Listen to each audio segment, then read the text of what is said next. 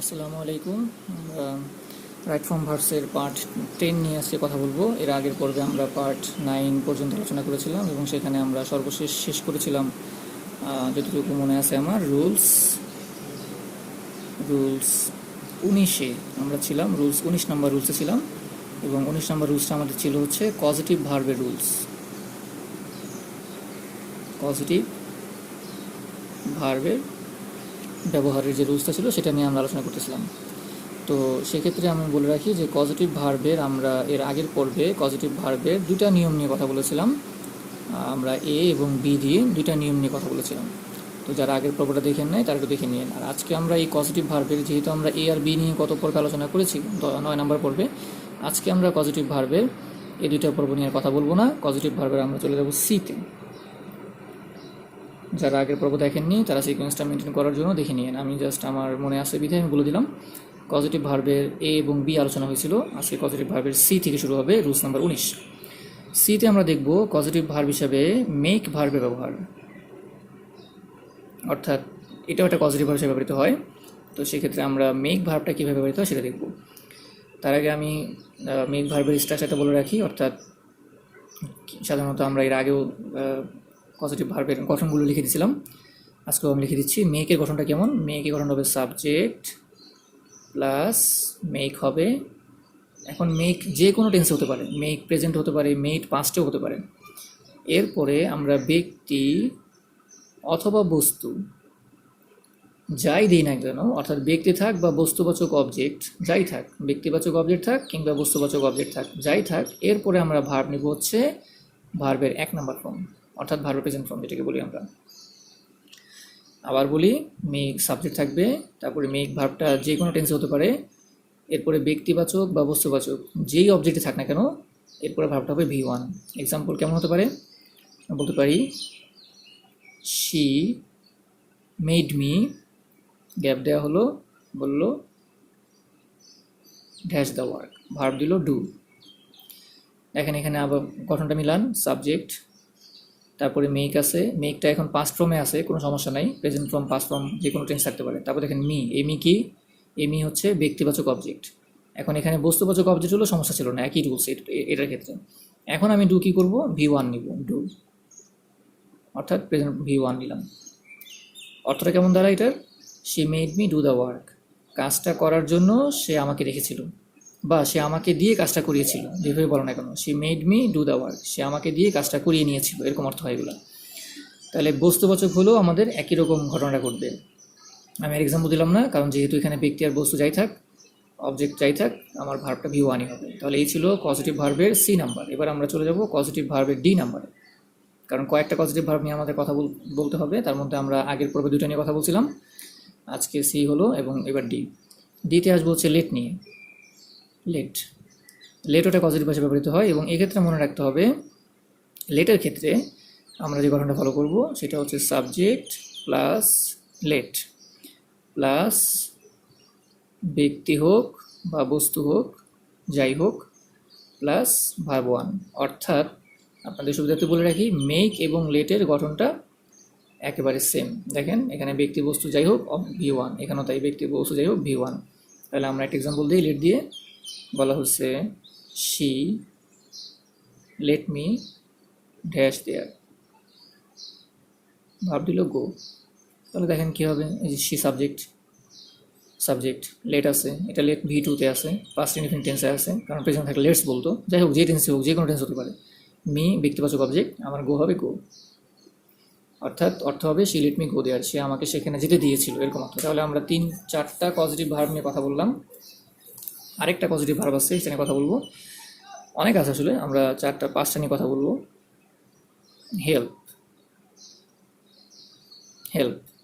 এটা একটা পজিটিভ ভাষায় ব্যবহৃত হয়। তো হেল্প কীভাবে ব্যবহৃত হয়? হেল্পের পরে আমরা কী দেখি? সাবজেক্ট প্লাস হেল্প, যে কোনো টেন্স হতে পারে, হেল্প হতে পারে, হেল্পস হতে পারে, হেল্পিং হতে পারে, হেল্প পাস্ট ফর্মে হতে পারে, প্লাস ব্যক্তি। অর্থাৎ আমরা সাধারণত এই হেল্পের ক্ষেত্রে, এই হেল্পের পরে যে অবজেক্ট থাকে সেটা সাধারণত ব্যক্তিবাচক অবজেক্টই হয়। সাধারণত এই ক্ষেত্রে বস্তুবাচক অবজেক্ট খুব একটা থাকে না।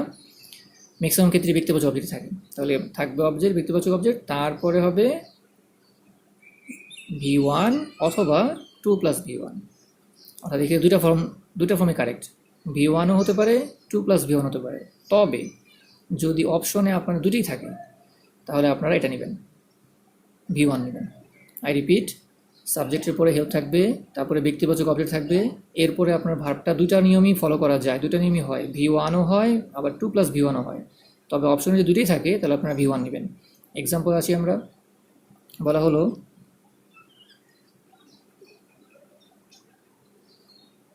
I helped her dash the work। এখন আমাকে ভাব দিল ডু। এখন আমি যদি নিজে বসাই তাহলে আমি দুটোই বসাতে পারবো, আমি এখানে ডু বসালেও আনসার হবে, আমি এখানে টু ডু বসালেও আনসার হবে, দুটোই হবে কারেক্ট, অর্থাৎ দুইটা আনসারই এখানে কারেক্ট হয়। কিন্তু অপশনে যদি দেখেন যে অপশনে আপনাকে এ নাম্বার দিয়ে বলছে ডু, বি নাম্বার দিয়ে বলছে টু ডু, তখন আপনি কী করবেন? কারণ তখন তো আপনি দুইটা আবার যদি দেখবেন আপনার সি নাম্বার দিয়ে বলছে ডুইং, আবার ডি নাম্বার দিয়ে বলছে নান সাপোজ, এখন আপনি কী করবেন? এখন তো আপনার কোনো উপায় নেই, এখন তো আপনি দুইটা উত্তরই কারেক্ট হবে জানেন, কিন্তু আপনি কোনটা নেবেন? তখন আপনি এটা নেবেন। এটাই জন্য বলছিলাম যে দুইটা অপশনে থাকলে আপনি এটা নেবেন। তবে দয়া করে তাকায় দেখবেন যে ই নাম্বারে আবার দেওয়া আছে কিনা যে A+B, হতে পারেন এরকম, কারণ তার এই দুটো তো কারেক্ট, তো তখন আবার এটা কারেক্ট হবে, কারণ দুইটাই কারেক্ট হবে। অর্থাৎ এক কথায় অপশনে যদি দুইটাই কারেক্ট থাকার অপশন থাকে দুইটাই কারেক্ট হবে, আর যদি দুইটা কারেক্ট অপশন না থাকে, বোধ না থাকে, দুইটাই দেওয়া আছে, তখন আপনি এটা নেবেন। আশা করি এটা ক্লিয়ার। তাহলে এই ছিল আমাদের পজিটিভ ভার্ব। এখন পজিটিভ ভার্বের এই যে 5টা পজিটিভ ভার্ব নিয়ে আমরা কথা বললাম, অর্থাৎ আমরা আগের লেকচার 10-এ আমরা পজিটিভ ভার্ব হ্যাভ নিয়ে কথা বলছিলাম, হ্যাভ এবং গেট নিয়ে কথা বলছিলাম। এ নাম্বারে হ্যাভ ছিল আর বি নাম্বারে গেট নিয়ে কথা বলছিলাম লেকচার 9-এ। আজকে আমরা কথা বললাম সি নাম্বারে মেক নিয়ে, ডি নাম্বারে লেট নিয়ে এবং ই নাম্বারে হেল্প নিয়ে। এখন একটা কথা এখানে মনে রাখতে হবে, এই যে পজিটিভ ভার্বের রুলসগুলো আমরা আলোচনা করলাম, অর্থাৎ আমাদের রুলস 19-এ আমাদের আগের পর্বে পার্ট 9 অ্যান্ড পার্ট 10 দুইটাতেই যে আমরা পজিটিভ ভার্বের নিয়মগুলো আলোচনা করলাম, সেগুলোর ক্ষেত্রে যে আমরা যে ভার্বগুলো দিতে বললাম এগুলো সবই হচ্ছে অ্যাক্টিভ টেন্সে আর অ্যাক্টিভ সেন্টেন্সে। অ্যাক্টিভ সেন্টেন্সে আপনারা খেয়াল করেন, এই যে বাক্যটা লিখছি আমি, এটাও একটা active sentence. I help her to do the, এই যে বাক্য লিখছি শি লেট মি, এটাও একটা অ্যাক্টিভ সেন্টেন্স। এই যেখানে লিখছি she made me to the work, এটাও একটা অ্যাক্টিভ সেন্টেন্স। এর আগের পার্টে যে আমরা হ্যাভ নিয়ে কথা বলছিলাম, গেট নিয়ে কথা বলছিলাম, সেগুলো অ্যাক্টিভ সেন্টেন্স ছিল। অর্থাৎ আমরা যতগুলো আলোচনা করলাম রুলস 9-এ পজিটিভ ভার্ব নিয়ে, সবগুলাই অ্যাক্টিভ সেন্টেন্সের জন্য ছিল, অ্যাক্টিভ সেন্টেন্সের জন্য। তার মানে বোঝা গেল এতক্ষণ যে পজিটিভ রুলসগুলো আলোচনা করলাম সেগুলো সবই ছিল অ্যাক্টিভ সেন্সের জন্য। এখন প্রশ্ন হলো, যদি প্যাসিভ হয়ে যায়, অর্থাৎ বাক্য যদি প্যাসিভ সেন্টেন্স হয়ে যায়, প্যাসিভ সেন্টেন্স হলে কী হবে? প্যাসিভ সেন্টেন্স হলে এই কথা মাথায় রাখতে হবে, খুব গুরুত্বপূর্ণ। প্যাসিভ সেন্টেন্স হলে এতক্ষণ যা ভার্ব নিছি আমরা, ম্যাক্সিমাম যে ভার্বগুলো নিছি, অর্থাৎ প্যাসিভ সেন্টেন্স হলে যেখানে V1 ছিল সেই V1টা হয়ে যাবে 2+V1। যে জায়গাগুলোতে V1 নিছি সেই V1টা হয়ে যাবে 2+V1, আর যেখানে আমরা V3 নিছি সেটা হয়ে যাবে 2B+V3। আই রিপিট, যদি রুলস 9-এর পজিটিভ ভার্বের বাক্যগুলো প্যাসিভ সেন্টেন্সে হয়ে যায়, আমরা এক্সাম্পল দিব, প্যাসিভ সেন্টেন্স যদি হয়ে যায় তখন এতক্ষণ পর্যন্ত আমরা যেখানে V1 নিয়েছিলাম সেখানে নেব 2+V1, আর যেখানে আমরা V3 নিয়েছিলাম সেখানে নেব 2B+V3। তবে এটা মাথায় রাখতে হবে যে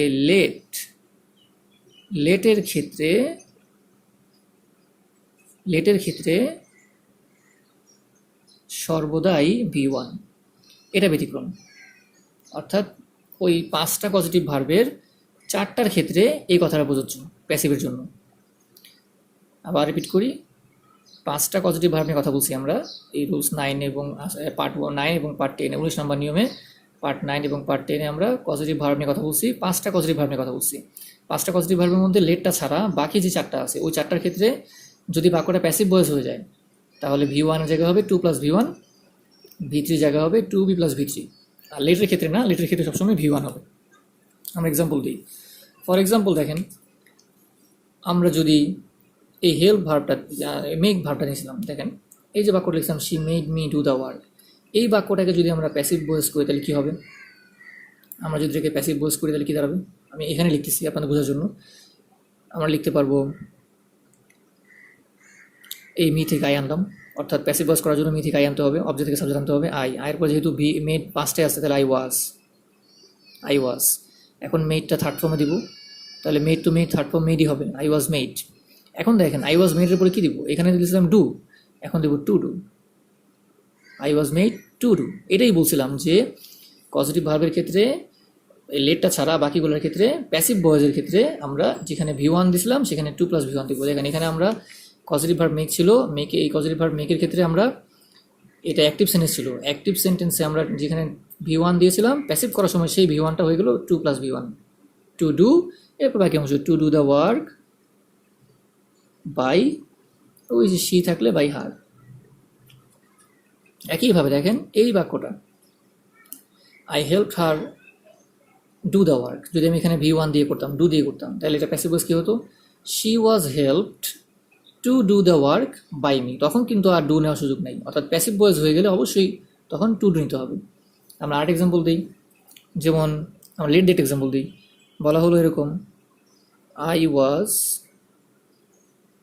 ওয়াজ লেট, তারপরে গ্যাপ দিল, বলল দেয়ার, এখন ভার্ব দিল গো। এখন আপনি দেখেন লেটের ক্ষেত্রে কী বলছিলাম? লেটের ক্ষেত্রে অ্যাক্টিভ হোক প্যাসিভ হোক যা হচ্ছে তাই হোক V1ই হবে, দ্যাট মিনস গোই হবে। যখন দেখবেন লেট আছে তখন আর আপনার তো চিন্তা করার দরকার নেই, সরাসরি V1 বসাই দেবেন, এটা অ্যাক্টিভ হোক প্যাসিভ হোক যাই হোক। এই বাক্যটা যদি প্যাসিভ ছিল, দেখেন আই ওয়াজ লেট কিন্তু প্যাসিভ, কারণ ওয়াজের পরে V3 প্যাসিভ ভয়েসে হয়, তাহলে প্যাসিভ ভয়েস হওয়ার পরও গো হয়েছে, কারণ আমরা বলছিলাম লেটের ক্ষেত্রে অ্যাক্টিভ হোক প্যাসিভ হোক যাই হোক, এক্ষেত্রে অ্যাক্টিভ হোক বা প্যাসিভ হোক যাই হোক V1ই হবে। তবে বাকি চারটার ক্ষেত্রে প্যাসিভ হলে 2+V1 হবে। আমরা একটা এক্সাম্পল দিই, সাপোজ গেট দিয়ে বলা হচ্ছে she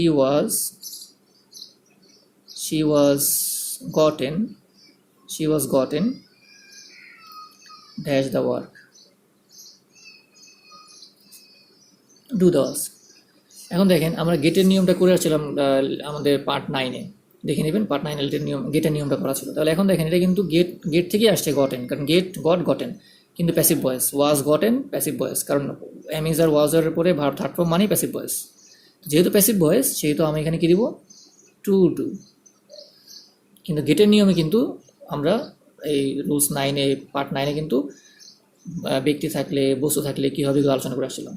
ব্যক্তি থাকলে আমরা বলছিলাম এটা হবে, মানে বিভিন্নভাবে ব্যাখ্যা করে আসছিলাম। কিন্তু প্যাসিভ যখন হয়ে যাবে, পজিটিভ ভার্বগুলো যখন প্যাসিভ হয়ে যাবে, এক কথা এরকম যে লেট ছাড়া, এই কথাটা মনে রাখেন, লেট ছাড়া অন্যান্য পজিটিভ ভার্ব প্যাসিভ ভয়েস হলে তাদের সাথে 2+V1 হবে। লেটের ক্ষেত্রে সবসময় V1 হয়, এই জন্য বললাম লেট ছাড়া অন্যান্য পজিটিভ ভার্বের ক্ষেত্রে প্যাসিভ ভয়েস হয়ে গেলে সেক্ষেত্রে আমরা তারপরে 2+V1 নিব। আশা করি এই পর্যন্ত ক্লিয়ার। আমরা এখন চলে যাব আজকের রুলস নাম্বার 20, অর্থাৎ 20 নম্বর রুলসে। তো আপনারা যারা আরও বই থেকে প্র্যাকটিস করবেন দেখবেন যে এই কথাগুলি আমার ঘুরে ফিরে থাকবে, এবং আশা করা যায় যে প্র্যাকটিস যত করবেন তত আরও মাথা খুলবে এবং বুঝতে পারবেন। এরপরে আমরা চলে যাব রুলস নাম্বার 20, অর্থাৎ 20 নম্বর রুলসে। 20 নম্বর রুলস আমরা কী দেখবো আজকে? 20 নম্বর রুলসে দেখবো হচ্ছে আরেকটা গুরুত্বপূর্ণ টপিক, সেটা হচ্ছে সাবজাংটিভ, অর্থাৎ সাবজাংটিভের ভার্ব। এখন সাবজাংটিভ আবার কী জিনিস? তো দেখেন আমরা সাবজাংটিভে আলোচনাটা করলেই বুঝতে পারবেন সাবজাংটিভ কী জিনিস। আমরা বিভিন্ন ক্ষেত্রে দেখি যে কিছু ক্ষেত্রে গ্রামারে কোনো রুলস ফলো করে না, অর্থাৎ কিছু ক্ষেত্রে দেখা যাচ্ছে গ্রামারে কোনো নিয়মই আপনি আপনার যুক্তিতে মিলবে না, এরকম হতে পারে। তার মধ্যে একটা জায়গা হলো এই সাবজেক্টিভের ভার্বের ক্ষেত্রে আপনি প্রায়শই দেখবেন কোনো যুক্তিতে মিলাতে পারবেন না, অর্থাৎ বাক্যটা পড়ে আপনি মনে করবেন যে এটা মনে হয় ভুল আছে কিন্তু আসলে এটা ঠিক, এরকম। অর্থাৎ কিছু ক্ষেত্রে গ্রামারের কিছু নিয়ম মানে না, সেই জায়গাগুলো কি দেখেন। আমরা কিছু ভার্ব লিখি, যেমন অ্যাডভাইস, আস্ক, কমান্ড, অনেক আছে, আমি কয়টা লিখতেছি যেগুলো প্রায় আসে আর কি। ডিমান্ড, ডিক্রি, ডিক্রি মানে হচ্ছে আদালতের ডিক্রি জারি করে সেই decree. Insist, move, order, prefer, propose, request, তারপরে আছে রিকমেন্ড, অনেক আছে আসলে, কত লেখা যায়, রিকোয়ার, তারপরও যেগুলো না লিখলেই না সেগুলো লিখতেছি, স্টিপুলেট, সাজেস্ট, আর্চ। তো এত কিছু যদি মনে রাখতে না পারেন তাহলে যেগুলো আমি বক্স করে দেবো সেগুলো মনে রাখেন। অ্যাডভাইস মনে রাখেন, ডিগ্রি মনে রাখেন, ইনসিস্ট মনে রাখেন, তারপরে রিকোয়েস্ট, প্রপোজ মনে রাখেন, রিকোয়েস্ট মনে রাখেন, রিকমেন্ড অবশ্যই মনে রাখেন, কারণ পরীক্ষা দেখা যায় যে প্রায় সময় রিকমেন্ড দিয়ে থাকে। আর এই কটা ভালো করে মনে রাখেন, তাহলে দেখবেন পরীক্ষায় আমি কমন পড়ে যাবে। তাহলে এক্ষেত্রে কী হয় ঘটনাটা, এরা এই যে ভার্বগুলো লিখলাম আমরা, এরা সাধারণত দেখা যায় যদি কখনো যদি বাক্যে, আসলে লিখে বোঝানো কষ্টকর, তাও আমি লিখতেছি, আপনারা এক্সাম্পল দিলে বুঝতে পারতেন ভালো, এক্সাম্পল দিব আমি, তবে একটু লিখে দিই। যদি বাক্যে প্রিন্সিপাল ক্লজে থাকে, এই ভার্বগুলো যদি কোনো বাক্যে প্রিন্সিপাল ক্লজে থাকে, তবে সাবঅর্ডিনেট ক্লজের আমি সংক্ষেপে লিখলাম, সাবঅর্ডিনেট ক্লজের ভার্বটি বেসিক ফর্মে হবে।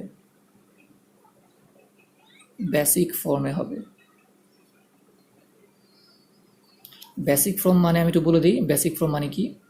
বেসিক ফর্ম মানে হচ্ছে একেবারেই বেসিক ফর্ম, অর্থাৎ কোনো রকম অ্যাস যুক্ত পাস্ট ফর্ম কিছু না। যেমন বেসিক ফর্ম বলতে আমরা এক্সাম্পল দিই, যেমন মনে করেন আমি যদি বলি যে হেল্পের বেসিক ফর্ম কি, হেল্পের বেসিক ফর্ম হেল্প নিজেই, কোনো অ্যাস টেস কিছু হবে না। আমি যদি বলি যে বলেন তো এম, ইজ, আর অথবা ওয়াজ, ওয়ার, এগুলার বেসিক ফর্ম কি, বি। অনেকে জানি না আমরা, তারপরে বলে দিলাম এগুলোর বেসিক ফর্ম হচ্ছে বি, অর্থাৎ হেল্পের basic form help, am, is, are ওয়াজের বেসিক ফর্ম বি। এখন যদি আমি আপনাকে বলি যে বলেন তো হ্যাভ অথবা হ্যাজ অথবা হ্যাড, এই তিনটার বেসিক ফর্ম কি, আনসার হবে হ্যাভ, তাই না? অর্থাৎ হ্যাড যাই থাক, বেসিক ফর্ম হচ্ছে হ্যাভ।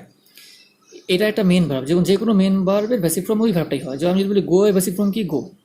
তো এম, ইজ এর বেসিক ফর্ম কি, বি। হ্যাভ, হ্যাজ, হ্যাডের বেসিক ফর্ম কি, have.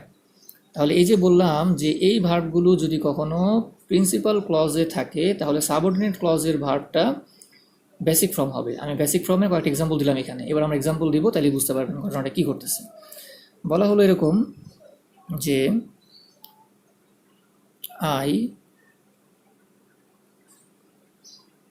I request him that he dash the work. এখন খেয়াল করেন, এই একটা বাক্যের মধ্যে এই যে রিকোয়েস্ট, খেয়াল করেন এই রিকোয়েস্টটা আমাদের এখানে ছিল, এই যে সাবজেক্টিভ ভার্বের মধ্যে ছিল রিকোয়েস্ট, আমরা লিখছিলাম রিকোয়েস্ট। তাহলে রিকোয়েস্টটা কোথায় আছে, রিকোয়েস্টটা প্রিন্সিপাল ক্লজে আছে, কারণ আমরা জানি যে এই যে পার্টটা, এই যে আই থেকে শুরু করে এই হিম পর্যন্ত যে অংশটা, এটাই হচ্ছে প্রিন্সিপাল ক্লজ, বাক্যের প্রিন্সিপাল ক্লজ। এই পর্যন্ত অংশটা বাক্যের প্রিন্সিপাল ক্লজ। আর দ্যাট থেকে শুরু করে দ্যাটের পরের যে অংশটা সেটা সাবঅর্ডিনেট ক্লজ। আমরা সবাই জানি যে সাবঅর্ডিনেট ক্লজগুলো সাধারণত কনজাংশন যুক্ত হয়, এখানে দ্যাট যুক্ত হতে পারে, আবার কখনো কখনো অন্যভাবেও সাবঅর্ডিনেট ক্লজ হয়।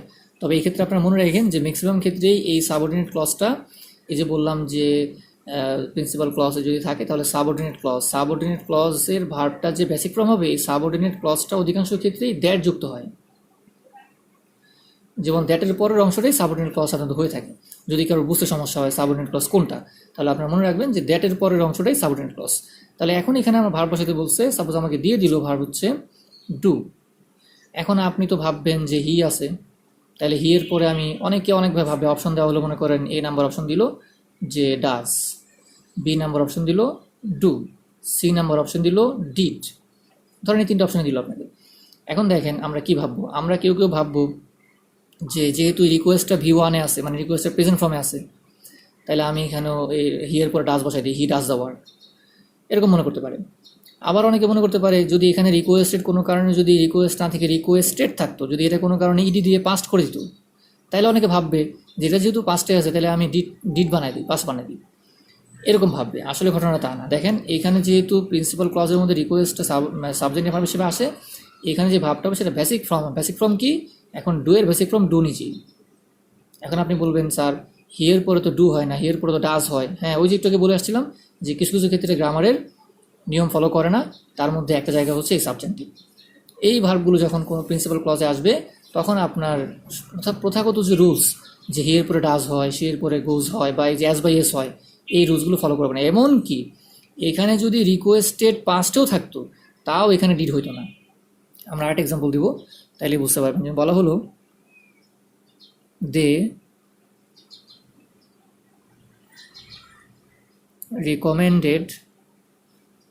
recommended that she dash a good singer। আপনাকে ভার্ব বসাতে বলছে, সাপোজ ধরেন বি বসাতে বলছে, বি ভার্ব বসাবেন আপনি। এখন খেয়াল করেন, আবার আগের মতো নিয়মে আসি। এই দে থেকে শুরু করে নিয়ে এই যে এই পর্যন্ত পার্টটা, এটাই তো প্রিন্সিপাল ক্লজ, এটাকে আমরা বলি প্রিন্সিপাল ক্লজ। অর্থাৎ এই যে দ্যাটের পর থেকে যে পার্ট সেটা হচ্ছে সাবঅর্ডিনেট ক্লজ। তাহলে এই প্রিন্সিপাল ক্লজের মধ্যে দেখেন রিকমেন্ডেড এই ভার্বটা দেওয়া আছে, এই যে আমরা লিখে আসলাম রিকমেন্ডেড। এখন রিকমেন্ডেড কোন টেন্স আছে এটা ইম্পর্টেন্ট না, যে টেন্সে থাক। আমার এখানে কি হবে, এই বি এর বেসিক ফর্ম হবে। বি এর বেসিক ফর্ম কি, বি এর বেসিক ফর্ম বি নিজেই। এখন যদি কোনো কারণে আপনার অপশনে থাকতো বি নাম্বারে দিয়ে বলতো যে ওয়াজ, আমি নিশ্চিত যে এখানে মানে 99% পোলাবানি দেখা যাবে বা ক্যান্ডিডেট দেখা যাবে ওয়াজ বসা দিয়ে আসবে, কারণ সে মনে করবে যে they recommended that she was a good singer. আপনার তো ঠিকই আছে বাক্য, কারণ শি ওয়াজ এটা পাস্টে আছে, তাহলে আপনি সে এরপরে ওয়াজ দিয়ে বসে দেবেন, কারণ যেহেতু বি ভার্ব বসাতে বলছে আপনাকে। আপনি অথবা ভার্ব না দিল না, অথবা এখানে তো আপনাকে অপশন দিতে পারে, ধরলাম এখানে কিছু দিল না আপনাকে, অপশন দিল আপনাকে যে বি এ নাম্বার না বি নাম্বার, তখন অ্যান্সার হবে এ নাম্বার। কিন্তু অনেকেই মনে করবে যে যেহেতু এখানে শি আছে, তারপরে বলা আছে যে she hash A good singer, তাহলে অর্থ হবে যে she was a good singer. তো সমস্যা কি?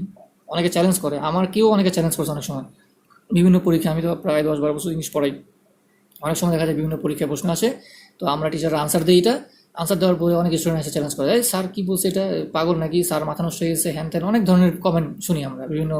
কিন্তু আসলে ঘটনা জানে না, এগুলো আসলে বুঝতে হবে যে গ্রামাটিক্যালি কিছু ব্যাপার আছে যেগুলো আপনাকে আপনার মাথা ঘুরে দিতে পারে।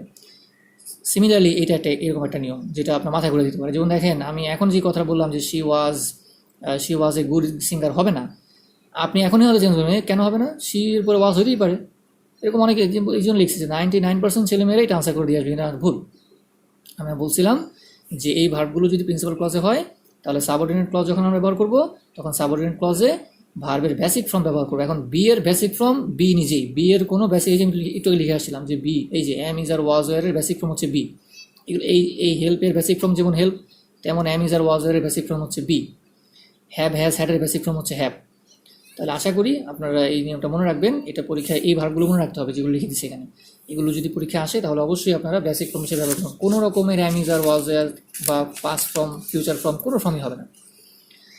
তো আরেকটা ঘটনা এখানে খেয়াল করেন, অনেক সময় দেখা যায় যে এই যে ভার্বগুলো আমরা লিখলাম, এগুলা অনেক সময় ভার্ব আকারে না থেকে অন্য কোনো ফর্ম আকারেও আসতে পারে। অর্থাৎ দেখা যাবে যে ধরেন যে আপনি একটু আগে লিখে আসছেন রিকোয়েস্ট, রিকমেন্ড, এগুলো ভার্ব আকারে বসাইছেন। অর্থাৎ আমরা এখানে যে এই রিকোয়েস্টটা ভার্ব ছিল, এই রিকমেন্ডটা ভার্ব ছিল, তাই না, ভার্ব ছিল। সো এই একই রুলস একটু ঘুরেও আসতে পারে। যেমন বলতে পারে, আপনাকে এরকম বলতে পারে যে it is the recommendation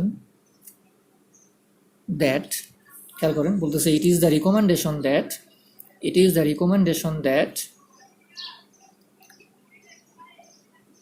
he dash a good job. এখন আপনাকে অপশন দিল এই নাম্বার, অপশন দিল যে হ্যাভ, বি নাম্বার অপশন দিল আপনাকে হ্যাজ, সি নাম্বার অপশন দিল আপনাকে হ্যাড সাপোজ। এখন খেয়াল করেন, আমরা এটাকে বলছিলাম যে দেখেন আবার দ্যাটের পরের যে ক্লজটা সাবঅর্ডিনেট ক্লজ, তাহলে এখান থেকে ইট থেকে শুরু করে নিয়ে এই পর্যন্ত হচ্ছে, এই রিকমেন্ডেশন পর্যন্ত হচ্ছে principal clause. Is that clear? Principal clause. এখন এই প্রিন্সিপাল ক্লজের মধ্যে আপনার আগের মতো সরাসরি রিকমেন্ড শব্দটা ভার্ব আকারে নাই। যেমন এখানে যে বলছিলাম দি রিকমেন্ডেড, এটা ভার্ব বানাইছিলাম। এখন এই বাক্যের মধ্যে রিকমেন্ড শব্দটাকে ভার্ব না বানায়া নাউন বানাই দিচ্ছে, যে ইট ইজ দ্য রিকমেন্ডেশন। এরকম হতে পারে, অর্থাৎ এগুলো যে ভার্ব আকারে থাকবে এটাও হতে পারে, আবার এগুলো ভার্ব ছাড়াও, অর্থাৎ ভার্ব ছাড়াও আপনার অন্য কোনো ফর্ম আকারেও আসতে পারে। তবে এই রকম গঠনে হবে, তখন আপনি আগের মতোই আনসারটা নেবেন। অর্থাৎ এক্ষেত্রে আপনার এই অংশের ভার্বটা, অর্থাৎ সাবঅর্ডিনেট ড্যাটের পরে সাবঅর্ডিনেট ক্লজের ভার্বটা হবে বেসিক ফর্ম। বেসিক ফর্ম মানে কি? হ্যাভ। এখন আমরা চ্যালেঞ্জ করে বুঝবি, স্যার হিয়ের পরে হ্যাভ কেমন হইলো? ইয়ের পরে তো হ্যাজ হয়। কিন্তু না, আসলে ওইটাকে বলে আসছিলাম যে এই যে দেখেন হ্যাভ, হ্যাজ, হ্যাডের বেসিক ফর্ম হচ্ছে হ্যাভ। তাহলে আশা করি এই রুলসটা মনে রাখবেন, কারণ এটা কিন্তু বেশ গুরুত্বপূর্ণ এবং বিসিএস সহ ব্যাংকের বিশেষ করে ভালো ভালো যে জবগুলো আছে, আমাদের প্রথম শ্রেণীর জবগুলো আছে, যে জবগুলো হাই প্রোফাইল জব, সেই ধরনের জবে কিন্তু এই ধরনের নিয়মগুলো একটা দিয়ে দেয়। এবং তখন কিন্তু অনেক স্টুডেন্টরাই একটু মানে কনসেন্ট্রেশন না থাকার কারণে ভুলটা করে আসে। তাহলে আশা করা যায় এই নিয়মটা যদি ভালো করে মনে রাখেন তাহলে কমন ভুলগুলো হবে না। এই ব্যাপারটা মনে রাখেন যে সবসময় ভার্ব আকারে থাকবে তাও না, মাঝে মাঝে এরকম নাউন ফর্ম আকারেও আসতে পারে। এটা বলতে পারতো it is the request, it is my request that, এরকম হতে পারতো। অর্থাৎ ওইখানে যেমন রিকোয়েস্ট ভার্ব ছিল, এই যে এখানে রিকোয়েস্ট আমি ভার্ব দিছিলাম, কিন্তু এখানে বলতে পারতো অনেক সময় যে it is my request that, এরকম হতে পারে। তো আশা করা যায় যে এই তিনটা এক্সাম্পল আমি দিলাম, এগুলো যদি বুঝেন, মনে রাখেন এবং কোনটা প্রিন্সিপাল ক্লজ, দ্যাটের আগেরটা, আর দ্যাটের পরটা সাবঅর্ডিনেট ক্লজ। দ্যাটের আগেরটা প্রিন্সিপাল ক্লজের মধ্যে যদি ভার্বগুলো থাকে, অথবা এই ভার্বগুলোর অন্য কোনো ফর্ম আকারেও যদি থাকে সেটা, তাহলে পরবর্তী অংশে আমাদের ভার্বের বেসিক ফর্ম হবে। আর বেসিক ফর্মটা কি সেটা আমি এখানে লিখে দিচ্ছি, যে কোনো মূল ভার্বের বেসিক ফর্ম ওইটাই হয়, কোনো প্রকার অ্যাজ বা ইয়েস এগুলো হবে না। আর এম ইজ আর ওয়াজ এর বেসিক ফর্ম হয় বি, আর হ্যাভ, হ্যাজ, হ্যাডের বেসিক ফর্ম হয় হ্যাভ। সো আশা করি সবাই একটু মনোযোগ দিয়ে প্র্যাকটিস করবেন। বিভিন্ন বই থাকতে পারে, এটা দেখে প্র্যাকটিস করবেন। আল্লাহ হাফেজ। পরবর্তী পর্ব দেখার আমন্ত্রণ রইল।